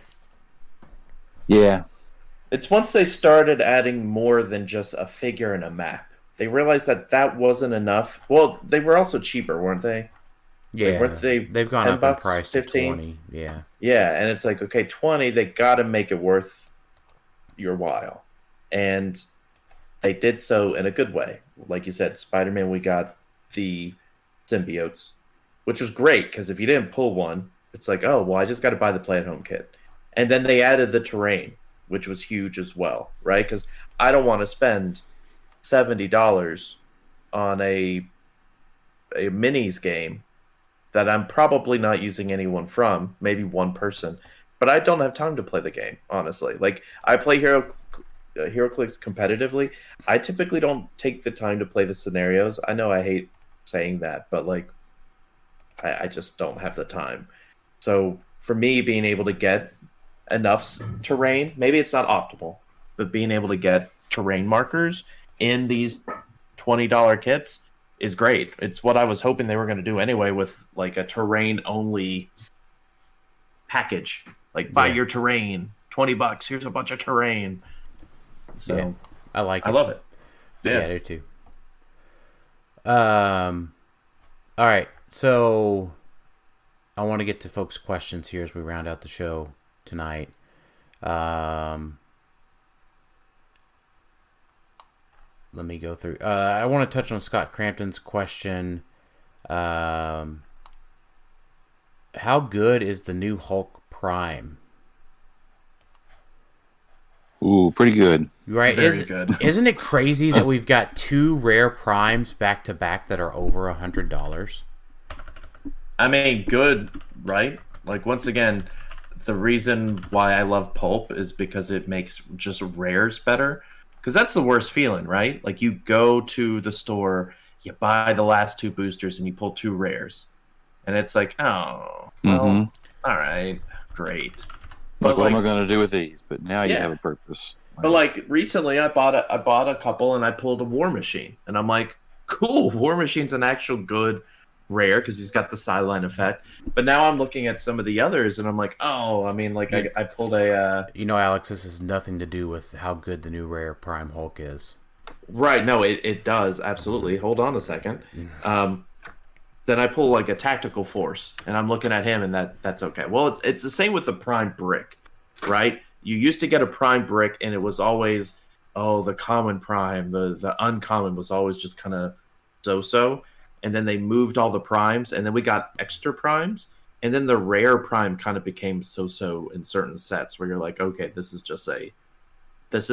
because typically the Prime takes your chase slot in certain bricks. And so if you got a dud rare Prime, that stinks. And fortunately, Hulk is the opposite. He's a fantastic rare Prime. As someone who's playing Avengers a lot, just having a 10-point Avenger is great. Like, there's nothing under like 20 points for Avengers. So having a 10-point Avenger is great. Having a 10-point Avenger that actually does a lot of stuff, potentially does a lot of stuff, is even better. And in a world with Molecule Man that still exists, he's even better. So yeah, I think the big thing the big thing that makes him so good is Dark Phoenix. Like, we skipped over this part of it in her part of the review because it was like, ooh, make Sky Tyrant. Our review was, ooh, she makes Sky Tyrant attack a bunch. Well, she also moves Sky Tyrant and Hulk half their speed values. Yeah. And Hulk breaks blocking and can totally just clear out blocking for Sky Tyrant. Yep. Now, to be not a Debbie Downer, but like, yes, he still is a charge piece. Like, he is a charge 13 for 5 if you get him to top click, which is possible. But you're only paying 10 points for him, and he's only given up 10 points. Right, even when he heals up, right? Yeah. Right. It does take a prime slot. That's the biggest thing, because we got a lot of good primes. Like, you really have to decide, am I playing this Hulk or trying to fit Absorbing Man, Destroyer, Mad Jim? Like, there's so many primes that are just good. Which is great for HeroClix, I feel like, right? Like, that's the point of primes, is that they are supposed to be incredibly powerful, but you're just limited to one. So, yeah, I love this Hulk. I still have to get one because he's perfect for Avengers swap for the little bit that I probably have with it. But I'm pumped. Yeah. So Brute is insane. I mean, he's just hyper efficient, right? Like, for 10 points. Yeah. I think even if he didn't heal, like, the fact that the synergy with Dark Phoenix is so crazy. In a cloak, you put a cloak on him, and then flight, and then the extra move to go through terrain markers, like, that you're putting out. Yeah, he's a Floor Colossus on steroids. Well, I guess on gamma power. I mean, for 10 points, there's nothing else that packs that kind of punch. Yeah, I love that. A gamma powered Floor Colossus. That is super exciting to call it that. Yeah, you pay 10 points and be like, all right, little guy, I hope you grow into something bigger, because you could back a wallop and surprise some people, and that's because he could very well. Obviously, he could just die. Like, yeah, he could. Like, even getting him healed 3 or 4 clicks, he's still a 17 invul, and he could just get blanked. But is your opponent really going to waste all of that for a 10-point piece? They kind of have to before he gets up to invincible. Yeah, they do. A lot harder to kill. They do, because Carnage Surfer likes to KO something and heal a click. Sure. I mean, everything doesn't have to go back to Carnage Surfer. I mean, that was Scott's next question, is what's the true counter to Carnage Surfers? The answer is probably, like, a lot of stealth. That's probably the best, easiest play. because then you're at stuff least that doesn't die easily. yeah. That I was going to say the stealth helps because at least then you're taking them down to their 11 for 3 instead of 12-4 at range. So that's an important one. Stuff that doesn't die so easily. That's what I like about the Carnage Surfer, though. And that's what I like about your suggestion, Jason. I'm tired of all this, like, little fiddly shit that comes in and, like, does a bunch of damage for no good reason. Well, what? No, Like, you love that. No, like Flash and all these other little... maggot pogs? Yeah, all these little maggot pogs, right? Like, yeah, like... Surfer's just like, it just doesn't care about a lot of that stuff, right? Because he's like, leave your pogs out, leave your constructs out, right? Like he's licking his red lips. He's like, you know who that? Oh, you know who that reminds me of? Sky Tyrant. Yeah, that was the same with Sky Tyrant. Leave all your little stuff out. I'm gonna get all these life tokens. Please, good. Leave all these out. Like, it's very similar concept. It's just he's got more flexibility. He's got more defensive stuff. Like, he's just way better than Sky Tyrant. Let's just be honest. He's not. I wouldn't say he's way better. Oh, he's better yes, in he different. is. He's better in different avenues. look, Sky Tyrant is still better of run up, smack you in your face, and take out multiple people. With I think the big thing is that all that stuff is that Carnage Surfer does not have the brute keyword. So thank God. Yeah. So Dark Phoenix cannot make Surfer attack again. But what's his face can? Kamish. Yeah. Yeah. That is true. So I don't know, Clay. Have you played against a Carnage Surfer yet? You know, I have. I did. I guess I did. I was going to say I haven't, but I have. But I played a pretty hokey team against it, and I don't know if you saw on my site the Leonardo defense shell team that I played. I think Matt Esbrook took a variation of it over to Huntsville, and that team makes Carnage Silver Surfer cry. Does the team ring a bell at all? Yeah. Yep. It's the equipment. It's the equipment hate team, right? Yeah, you basically you steal your opponent's equipment with Leo, and then you basically just go hide with a crazy defense shell team in the boxing ring. Anybody who moves, so they're trying to punch you. They're trying to shoot you with a -3 to their attack that can't be increased, and you're sitting there at a 20-21 defense with everybody. Yeah, they have to roll critical hits to hit you.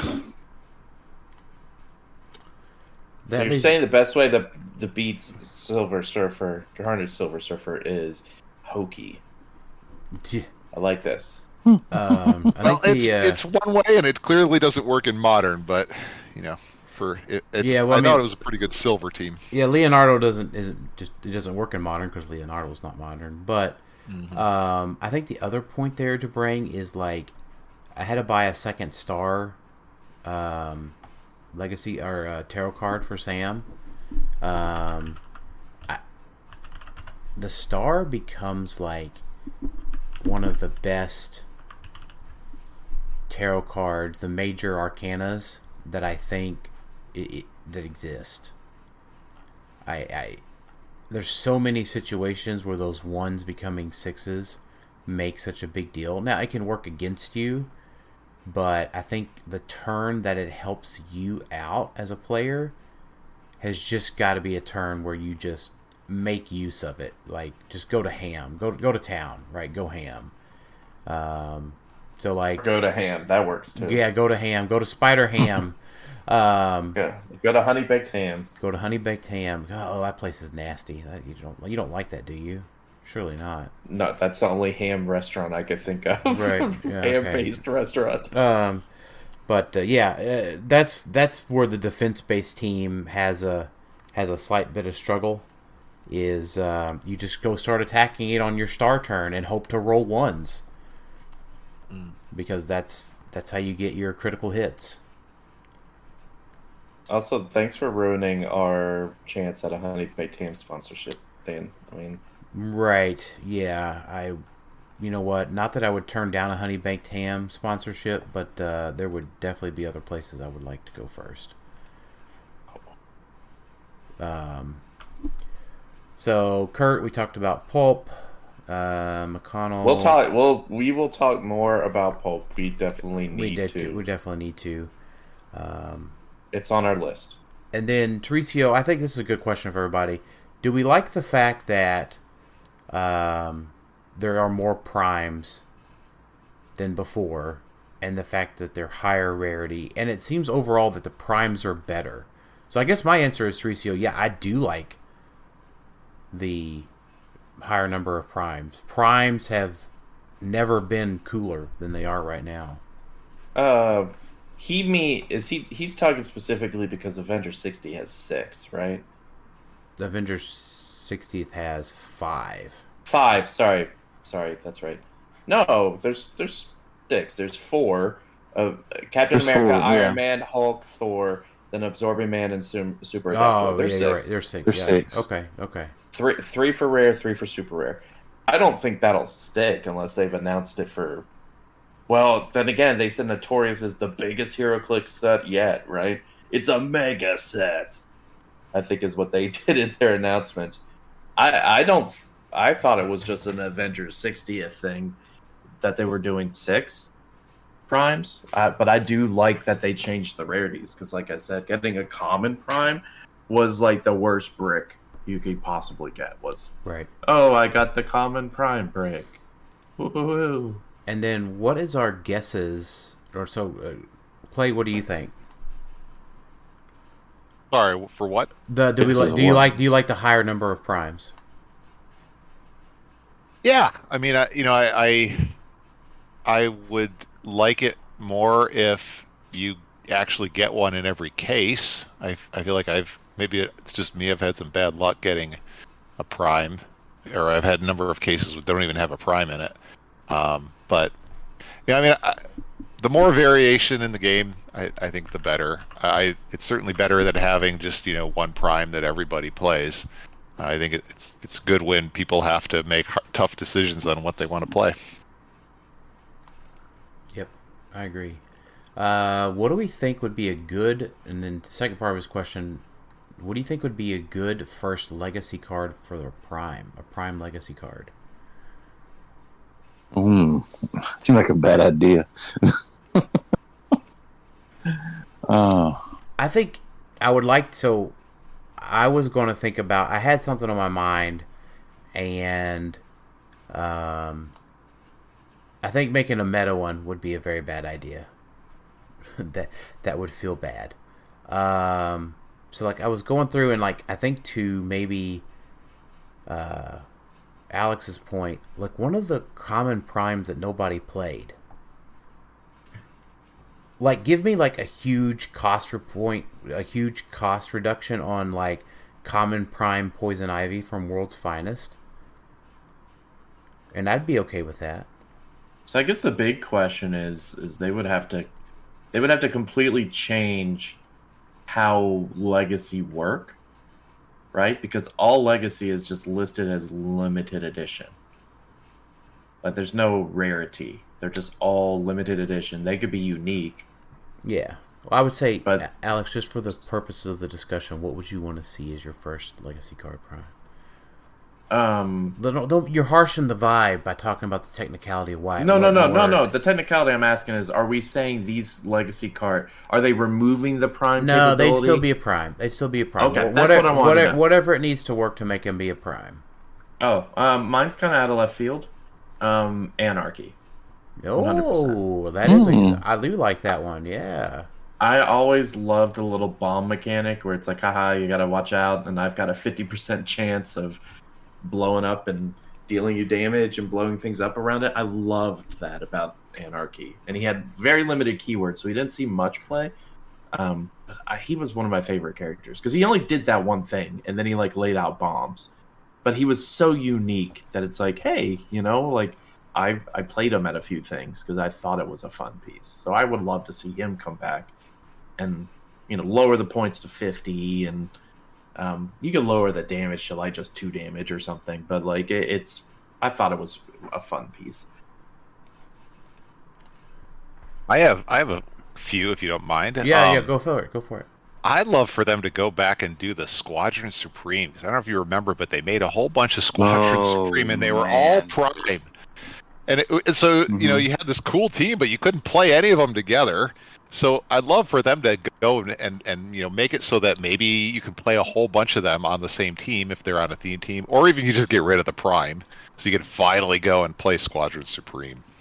Right, and then it was only towards the end of their run that they came out with the ATA that allowed them to be played together. Yeah, that's right. Clay, is there a way to search for primes on your site? Because I'm not seeing There it. is. Yeah. Okay. You go to Advanced Search. It's a unit property. I know it's a Unit little bit property. hidden, Okay. but there's a bunch of things that are kind of lumped into the unit property one. Title characters, unique, team up, legacy, etc. Fantastic. That's kind of like what they did with what you're talking about with Squadron Supreme. That's what they did with the was it Avengers Infinity ones? They had all the robots. Remember, they weren't technically primes, but they took up prime slots. Right. They were all unique, but they've done that a few times where it's like they're all primes, but that you can technically play them all together, but they're still unique. And ultimately, those were all bad. So hopefully they don't go that route. But you mean the robot? You mean Magneto? No, Avengers Infinity. It was like Starshine was the better one. Yeah. That's Terminator, right. Javelin, Firefall. Yeah, Like they were bad, but they took up the prime slots. They're like AB dials, yeah. Yeah, essentially. But like they were treated as primes because their prime dials were better than the non-prime ones, but they were still bad. Weren't they just unique? I thought they were unique. Yeah, they were unique. Prime. Mm-hmm. Yeah, they aren't marked as primes, but they are Bs. Mm-hmm. So they were like. Well, they took up your prime slot in the case. Yeah, because these were the weird big boosters. Yep. So it's like I think they advertised it that way too, because they were advertising you could play them all together. But it was also because there weren't actually primes in the set either. Yeah, because there was the big figures that threw off things a little bit. And then they revisited that idea in XDPS. Yep. As well. There weren't primes in. Well, there were primes in that one. Yeah, there were primes in that, but they did the robots where the robots took up your prime slot as well. As far as what was in your case. All right, Jason, did you have one picked out? Not really, no. Really? No, I'm sure there is one, but I can't think of it at the moment. Is there like a Spider-Man Prime? I'm surprised. I'm surprised you didn't get upset at Clay for taking your pick. Well, no. No, never mind. You played Speed Demon, not Wizard. Speed Demon was my jam, not Wizard. The Wizard was cool too. Yeah, it was. He was the other squadron. He wasn't the Supreme. He was the. Yeah, I did love Speed Demon though. Their other keyword, the. I'd love to see him go Squadron Legacy card. Sinister. Yeah. But we could go ahead and get all the ones that people are screaming for and should never happen. Jakeem should never happen. Nighthawk should never happen. Like those should just don't get your hopes up on those. Like if they do come back, guys, you're going to be disappointed. You're always going to be disappointed when they bring back a meta figure from the depths. It's not going to be the same. They don't make the same mistakes unless your name is Carnage. That's about the extent of the mistakes they've made. And even then, we can bring back that bad. Brother Voodoo. How about that one? Yeah, there we go. No thanks. Yeah. So Andrew Wilson asked, after playing with him and against him, this is because this one's to me, is Prodigy still D tier? So Andrew's the one that was playing the team, I believe. And yeah, so the answer is yes. The problem is, and I think I've boiled it down to Moira is the problem figure. That was likely to be retired before Worlds this year until they changed retirement.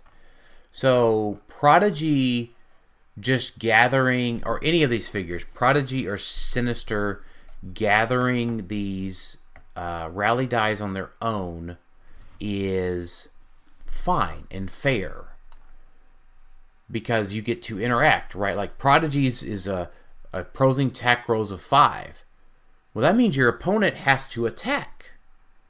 Well, Moira just handing them off is really not a fair mechanic, and that's something that is unlikely to be fixed before she retires. But totally wish that it would be retired or would be fixed. What would you fix her to? Once per game. Once per game. Okay. Yeah. What about, is it a big deal if she gave someone a rally token that already had one? Like, no, that doesn't fix her because she can still give Sinister their first ones.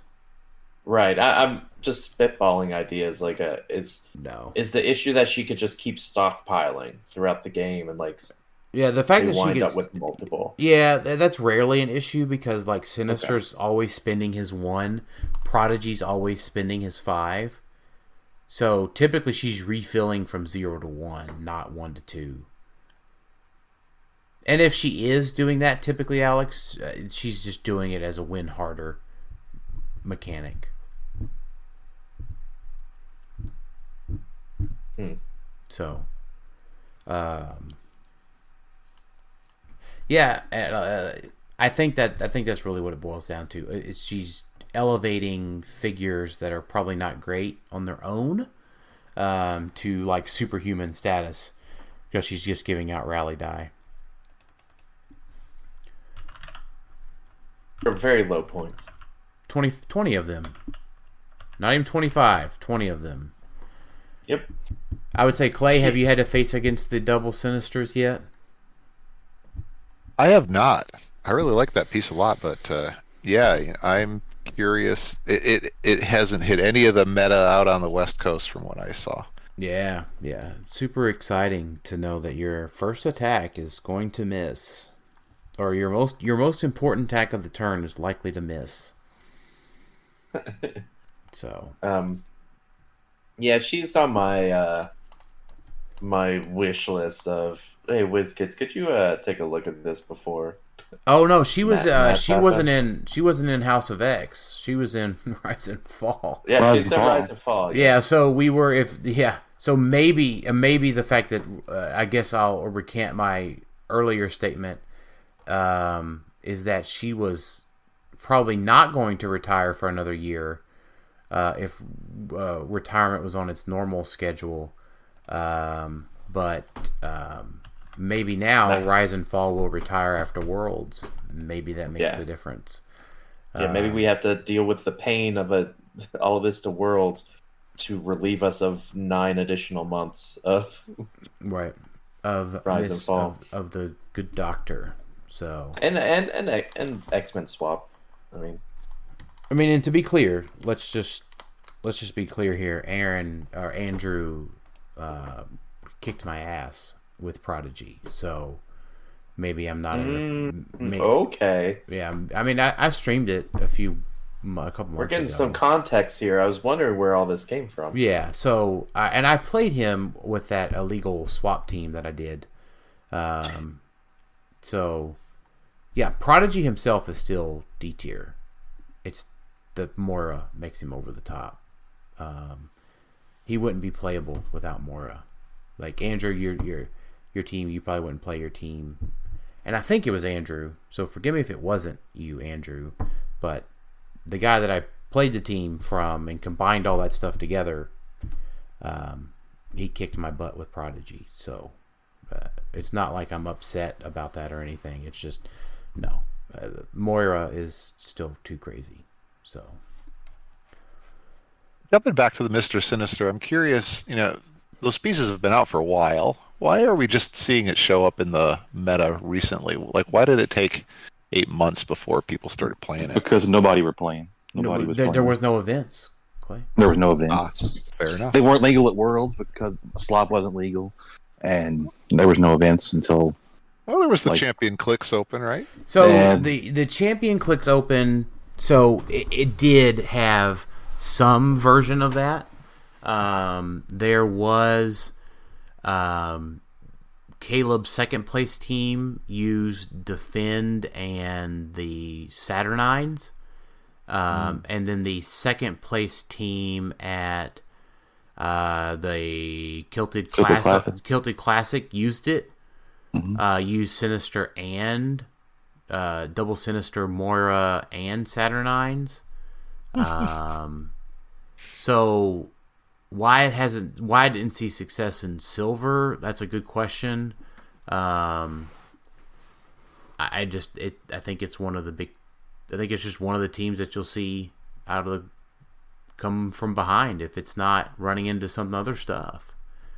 Like a lot of Pulse Wave and Poison, helps take care of a lot of it, but that's not exactly easy to come by. It's go ahead, Clay. No, go ahead. I was just gonna say I love it when these pieces come out of nowhere and all of a sudden redefine things.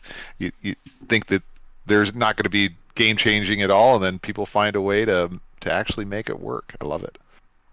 Yeah, what I would say to bounce off of why it's only just now coming to light. It's not. It falls in the category, for me at least, of not being necessarily a fun team to play, because it's not like as if it has a lot of attack power.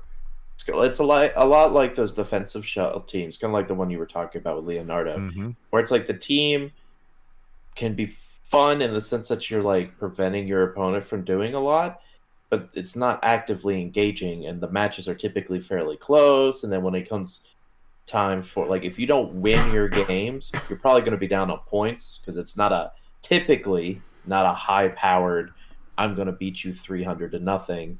It's more of, I win 50-0 because you couldn't hit anything and I took out your one person. And those games sound like, those type of teams sound great on paper, and there's some people who love that. But as someone who played a lot of Don't Die teams and had to suffer through all of that, it could be a pain, and it makes you not want to play it. So I think you're right. It takes a certain personality, that's for sure. Because to be able to sit down at a table and say, all right, we're going to sit here and stare at each other for 50 minutes, without without rolling any dice. It is a very frustrating play experience, that's for sure. Well, and a lot of folks might say, well, Dan, that sounds right up your alley, which it probably is. I mean, admittedly, I'm okay with saying that. But it's not. I like to make attacks, and those few pieces just keep you from making attacks. Non-attack damage, I would say pieces that don't allow, or I'm gonna say that back. Non-attack damage pieces are probably some of my least favorite game mechanics, and ones that I rarely play. Unless they can do a lot of barrier. But I'm still attacking to score my points. I think that's not with them. I'm attacking by putting walls up, by putting blocking in your face. Yeah, they protect the guy doing the thing. You like your non-attacking pieces in a certain flavor. The flavor is you like the more barrier, maybe a little bit shell based, because you did play the Light Demon and Armor team. But when it comes to like preventing your opponent from doing something, you don't want to rely on your opponent. Like, I don't feel like that isn't up your wheelhouse, because it's like I feel like you don't like playing gotcha type teams when it isn't a fun, hard hitting gotcha type team. It's like, I gotcha because you can't hit me. You like gotcha because these pieces are ridiculous, and I know this up and down, and you need to prepare for it by now. Yeah, that's a good way to point it. A good way to put it, I think. Yeah, but well, we have the tier maker coming up. We're gonna try to do that this week for Avengers 60. So I hope folks hope y'all get lots of good pulls in your release day bricks and boosters and cases. And so let's go around for final thoughts. And Jason, we'll have you go first. I just want to take Clay. Thank you for making this site. I really, really appreciate it. It's the HeroClix team building site we always needed. My pleasure. I can't say enough good things about it.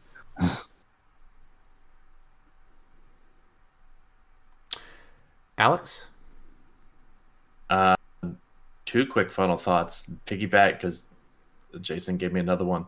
Yes, thank you, Clay, so much for the website for not just that HC maps, HC units, whatever HC website you come up with next, HC tournaments because we don't have a tournament page, whatever it is. Thank you so much for that. And then for everyone who's pumped for the tier maker, feel free to flood our Facebook page with Tyler. I can't wait to hear you at the next tier maker. It's always great hearing you on the show. Getting him pumped up because let's get Tyler back out here for the tier maker just to make sure. Maybe he needs some excitement from the crowd, or do you think that'll backfire? Either way, that's a good question. I don't know. Because to piggyback what Brad said, I miss Tyler Speeds. Maybe he needs a little bit of motivation, guys. So. Yeah, I like that. I like to give Tyler a little motivation. That's a good way to put it. Clay, final thoughts from your end tonight? Yeah, I just want to say thank you guys so much for having me. Like I said, tremendous honor being here. I just want to say, I'm glad you all love the site. I really appreciate it. I really would love more feedback, and that's not just from you guys, but from anyone else out there. I am looking to make this thing, continually improving it. And any great suggestions you all have, please send them my way. Can't promise it's going to happen. I can't promise it's going to happen like immediately. But there have been a number of things I've gotten as feedback that have changed my mind, and I've ended up switching course and focused on implementing those sooner rather than later. And so, just want to build the best site that we as a community, need and helps us thrive. Perfect. But yeah, that's perfect. And again, my final thoughts, Clay, thank you for everything. This is it's been really fantastic to have such a great site, and I'm a pretty simple person when it comes to the team building things, and the fact that you have a printable team sheet helps out with my tremendously terrible handwriting. So that's been a great been a great thing. So thank you for everything, Clay, and thanks for being on the show today. And like I said, good luck to everybody out there on your release day purchases this week, and thanks everybody for listening to Clixed Off today, and we'll talk to y'all next time. Later. See ya. Thanks. See ya. Hey everybody, this is Daniel, and I wanted to expound a little bit more on a segment that we had in the show that you just listened to. And I want to talk a little bit more about Carnage Surfer. So it's a lot. He's a lot. He does a lot.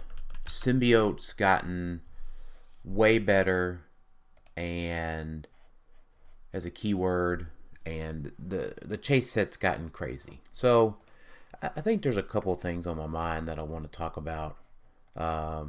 First of all, I just want to go ahead and get this one out of the way.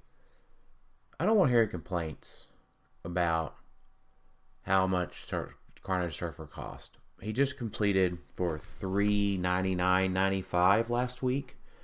You can't complain when the meta is expensive, because when the meta was cheap, yeah, I'm still talking about Thanos. You got it. You guessed it. It was cheap, but it was too much. You can't complain when it's expensive. You can't complain because it's cheap and good. So let's just not complain about the price at all. So let's just take that out of the way.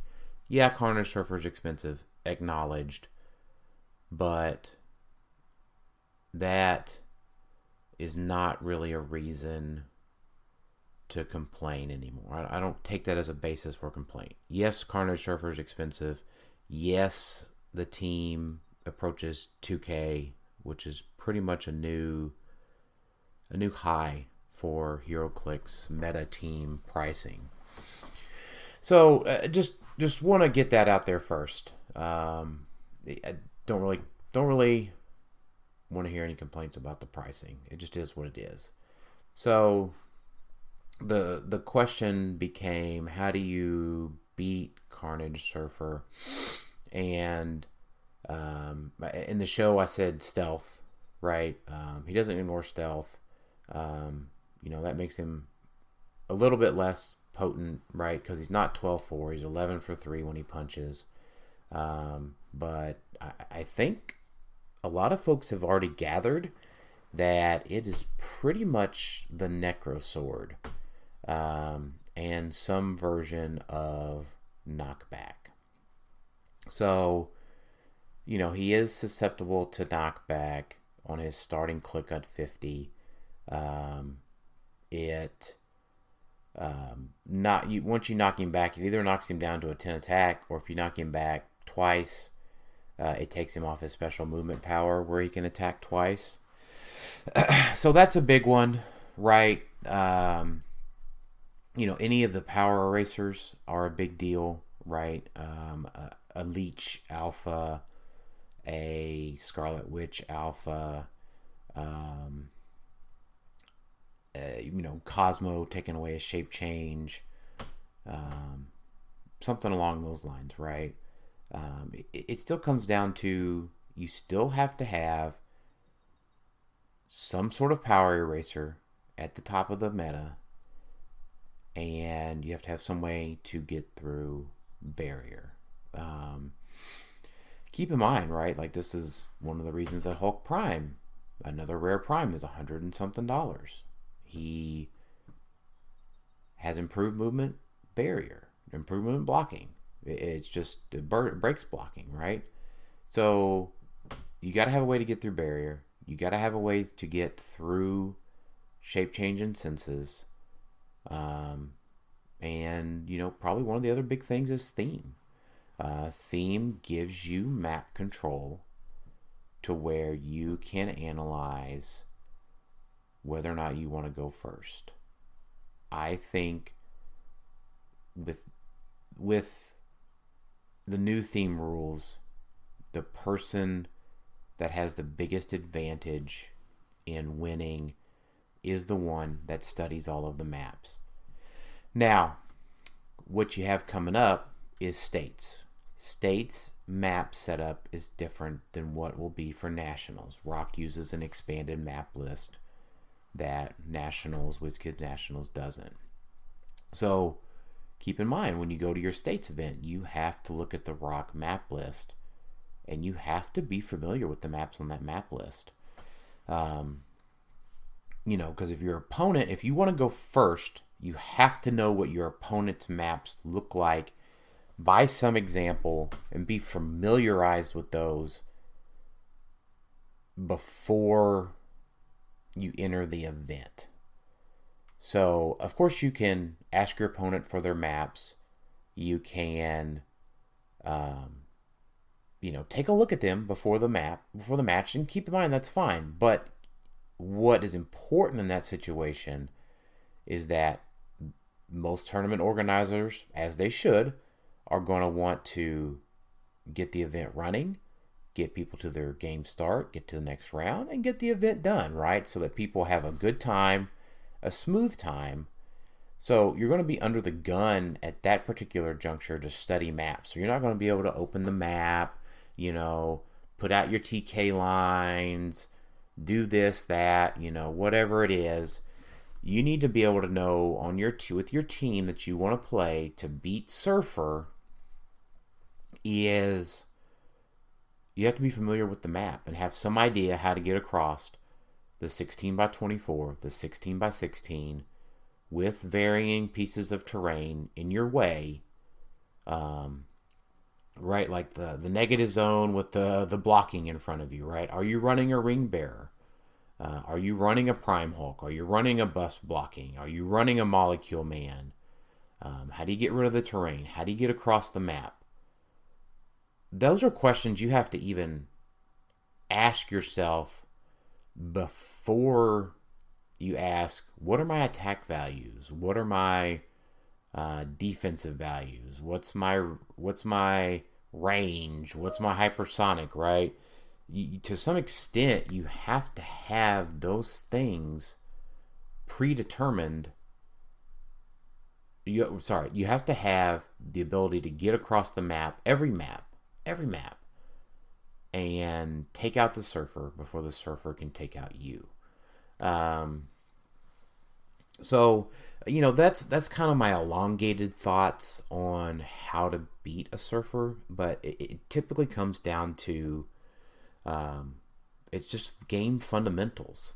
And, I think,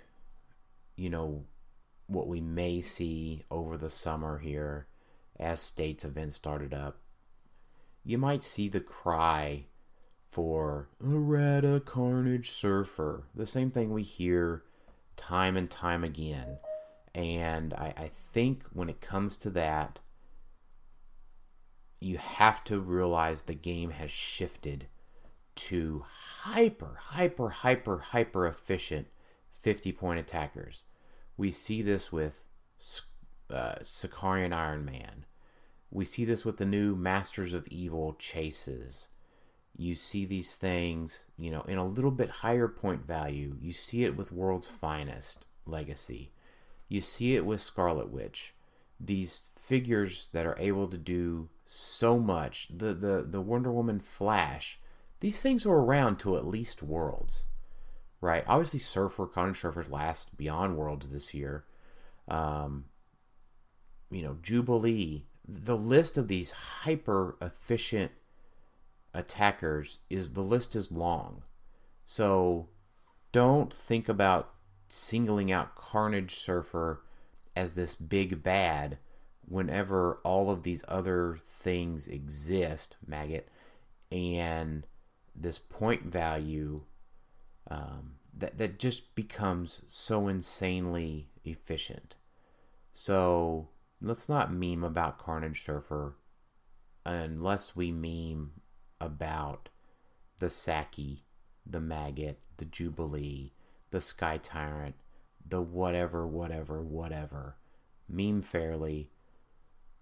Be able to get through Carnage Surfer, Shape Change, and Super Senses.